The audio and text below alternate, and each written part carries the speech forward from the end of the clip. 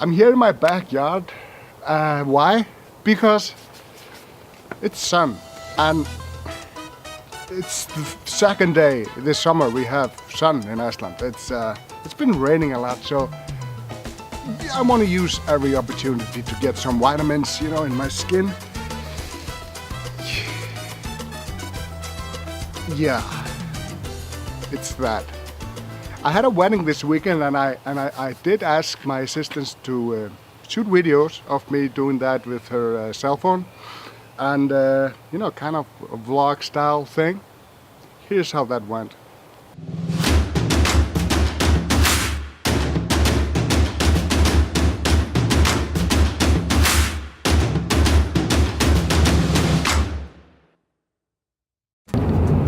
On my way to shoot a wedding, like most Saturdays actually this summer, and I always shoot outside. I always shoot the bride and groom outside, never in the studio. I just don't do that, I don't like it.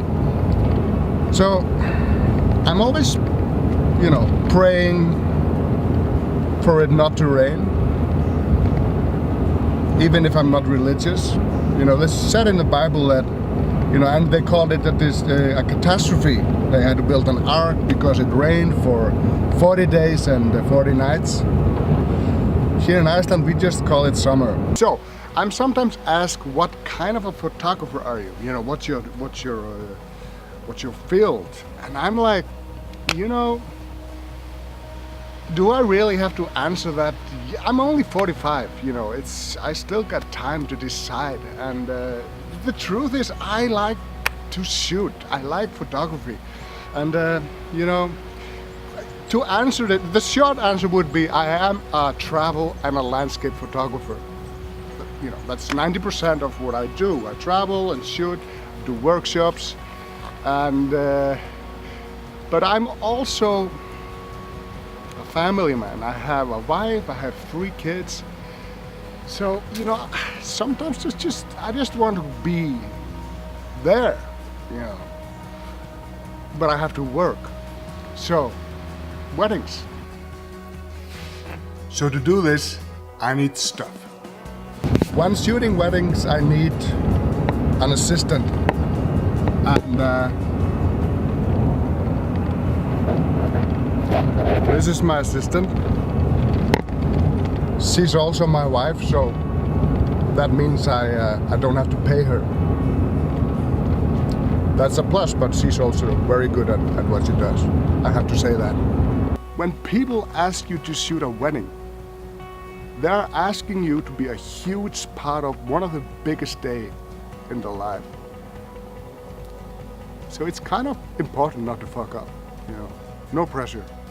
It was a whole day thing. I did we started with the hair and then we did makeup and, getting the dress on. Then I did the broom, and we did something there with the broom and the kid and the parents. And if you connect with the people, it's fun. Doing a wedding can be stressful. You get one chance. That's it. There's no retake on this.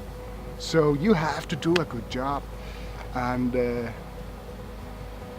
but if you're just stressed up and worried and over concerned about technical things, you're not going to enjoy yourself.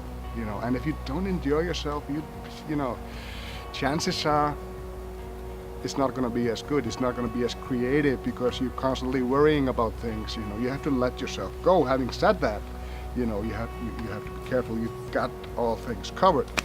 Weddings are a good way to get into the photography field if you want to, take a leap from something else and be a full-time photographer. Wedding is it's a good gig.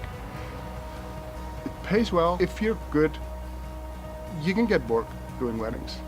That's just given. If you haven't done a wedding before, you should think about offering your services for free. Think about it. Why would somebody want to pay you to shoot your first wedding? Well, or second for that matter. It's not just that people need to feel like you're capable of doing it. it's just also a matter of style, you know. A lot of people, they do the weddings in different way. They shoot differently. The post process is different. So people need to see that. So you have to show them that. So you know, do a free wedding. You know, find somebody who wants to do it but that doesn't have the money, or your family or somebody. You know, do it for free. I get asked quite a bit what I charge for a wedding and what they should charge for a wedding. I don't know. I know what I charge, and but I don't. You know, it's not always the same. I mean, it was lower before. I mean, I don't agree when people say you have to, you know, price yourself high in the beginning, because otherwise you're teaching, you're training your customers to pay less than you're worth. That's crap. You know, it's, I don't know, what? How is this logical? I mean, if you price yourself too high, you're not gonna get anything. If you price yourself too low, you're gonna get a lot. Maybe. So if you're busy and you feel like you're not getting enough for per wedding or per shoot, raise the price. You know, you're gonna have less work, but maybe the money is basically the same. You don't get to charge $6,000 or $10,000 for a wedding if you haven't built up a reputation to it. A guy that charges $10,000 for a wedding, he didn't do that always. But let me tell you one thing. I'm coming real close with this because it's important. If you want to be a professional photographer, do it. Quit the thing you're doing. Find a way to make a living on photography, if that's what you want. Because when you're 80, it's too late. And you will have regrets. It's better to fail. It's better to try it and fail than to not try at all.